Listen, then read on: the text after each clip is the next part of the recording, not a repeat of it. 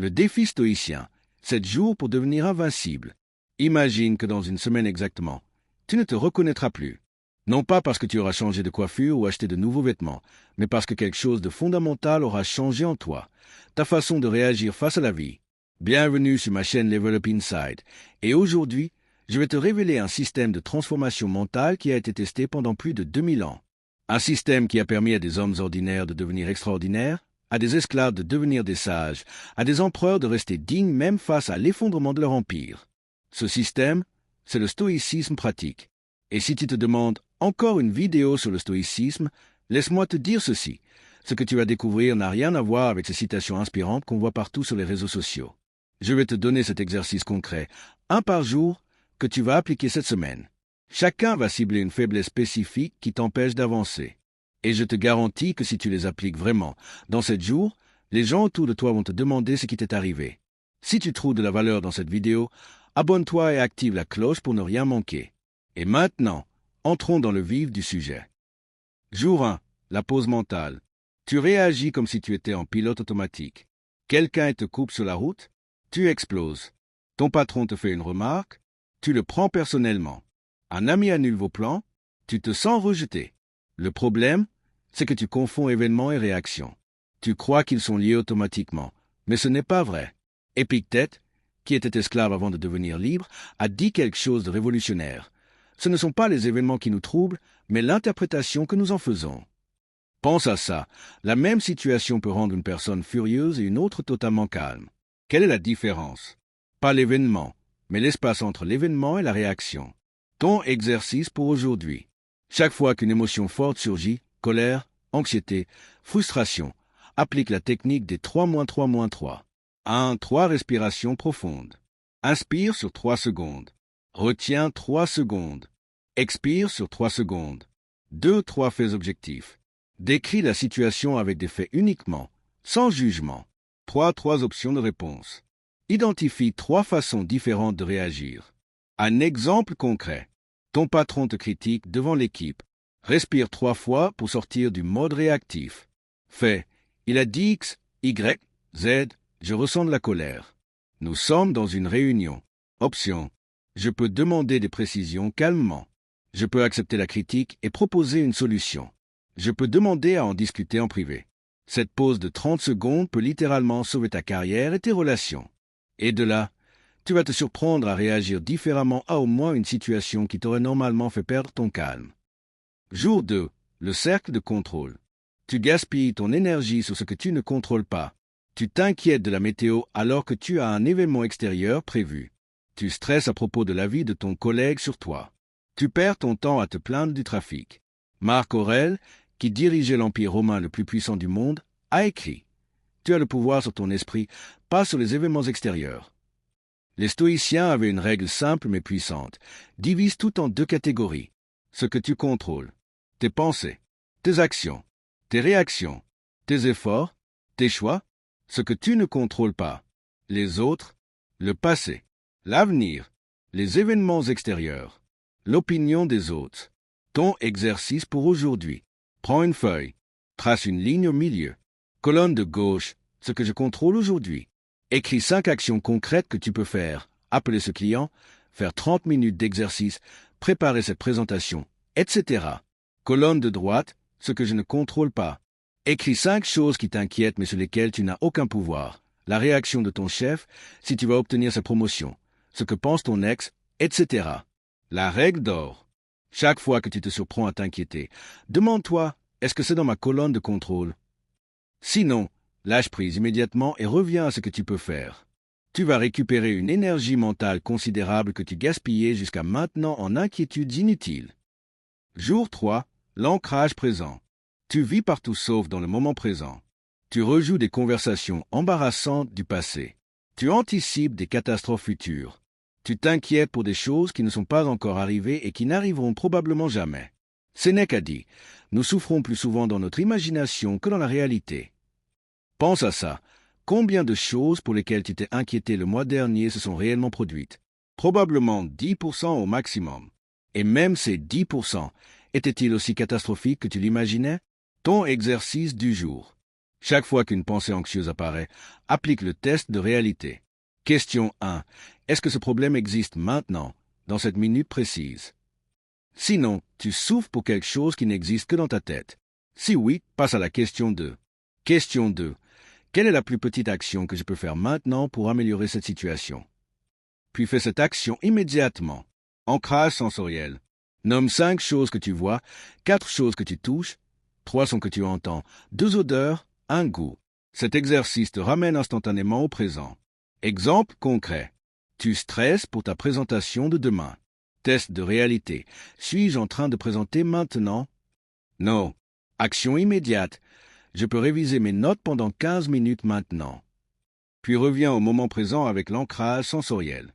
Résultat attendu. Ton niveau d'anxiété va diminuer de moitié dès aujourd'hui, simplement parce que tu arrêtes de vivre dans un futur imaginaire. Jour 4. La transformation des obstacles. Tu vois les obstacles comme des ennemis. Un refus te décourage. Une erreur te fait douter de tes capacités. Un échec te donne envie d'abandonner. Marc Aurèle a écrit une phrase qui va changer ta perspective. L'obstacle sur le chemin devient le chemin. Les stoïciens ne voyaient pas les difficultés comme des punitions, mais comme des cadeaux déguisés. Chaque obstacle révèle une faiblesse que tu dois corriger et développe une force que tu ne possédais pas. Pense au moment où tu as le plus grandi dans ta vie. C'était pendant les périodes faciles ou difficiles. Exactement. Ton exercice pour aujourd'hui. Prends le dernier échec ou obstacle que tu as rencontré. Applique le protocole de transformation. 1. Acceptation active. Écris « J'accepte que la situation se soit produite. C'est maintenant ma réalité. » 2. Extraction de valeur. Complète cette phrase. Grâce à cet obstacle, j'ai appris que... 3. Identification de la force. Cette situation m'a forcé à développer patience, courage, créativité, résilience, etc. 4. Action constructive. À cause de cet échec, maintenant je vais... Action concrète. Exemple concret. Tu as été refusé pour un poste. Acceptation. J'accepte que je n'ai pas obtenu ce poste. Valeur. J'ai appris que mes compétences en communication doivent s'améliorer. Force. Ça m'a forcé à développer ma résilience et mon humilité. Action. Je vais m'inscrire à un cours de communication et postuler à 5 autres postes. Résultat attendu. Tu vas commencer à accueillir les difficultés différemment, sachant qu'elles te forgent. Jour 5. L'immunité aux opinions. Tu vis comme si tu étais constamment jugé. Une critique te hante pendant des jours. Tu modifies ton comportement pour plaire aux autres. Tu prends des décisions basées sur ce que les gens vont penser. Épictète a dit, si quelqu'un te remet les clés de son opinion, c'est toi qui choisis de la porter comme une chaîne. Voici une vérité brutale. L'opinion de quelqu'un sur toi en dit plus sur cette personne que sur toi. Ses jugements reflètent ses valeurs, ses peurs, ses préjugés. Ton exercice du jour. Quand quelqu'un exprime une opinion négative sur toi, applique le filtre à 3 niveaux. Niveau 1. Source. Est-ce que je respecte cette personne et ses valeurs? Sinon, opinion automatiquement rejetée. Si oui, passe au niveau 2. Niveau 2. Contenu. Cette critique contient-elle une vérité constructive? Sinon, opinion libérée. Si oui, extrais la leçon, puis libère le reste. Niveau 3. Alignement. Est-ce que je vis selon mes propres valeurs? Si oui, tu es sur la bonne voie, peu importe l'opinion. Exercice bonus. Fais une chose aujourd'hui que tu veux vraiment faire, mais que tu évites par peur du jugement. Commence petit. Porte ce vêtement. Exprime cette opinion. Prends cette décision. Résultat attendu. Tu vas ressentir une liberté nouvelle, celle d'être authentiquement toi-même sans constamment chercher l'approbation. Jour 6. Le calme sous pression. Ton problème. Tu perds tes moyens dans les moments critiques. Face à une urgence, ton cerveau panique. Sous pression, tu prends de mauvaises décisions. Dans un conflit, tu dis des choses que tu regrettes. Marc Aurèle, qui gérait des guerres, des trahisons et des épidémies, a écrit « Le bonheur de ta vie dépend de la qualité de tes pensées. Le secret n'est pas d'éviter les tempêtes, mais de rester centré au milieu d'elles. » Ton exercice pour aujourd'hui. Avant toute situation potentiellement stressante, réunion importante, conversation difficile, défi quelconque, applique le protocole Brett. B. Break. Arrête-toi physiquement 60 secondes avant. R. Respire. 3 respirations.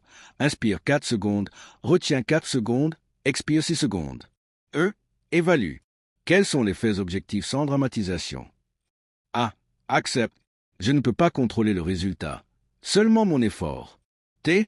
Transforme. Comment la meilleure version de moi gérerait cela? H. Handle. Quelle est mon action sage maintenant? E. Exécuter. Agis avec cette clarté. Entraînement. Cherche délibérément une situation légèrement inconfortable aujourd'hui pour pratiquer ce protocole. Parle à un inconnu. Fais un compliment. Prends la parole.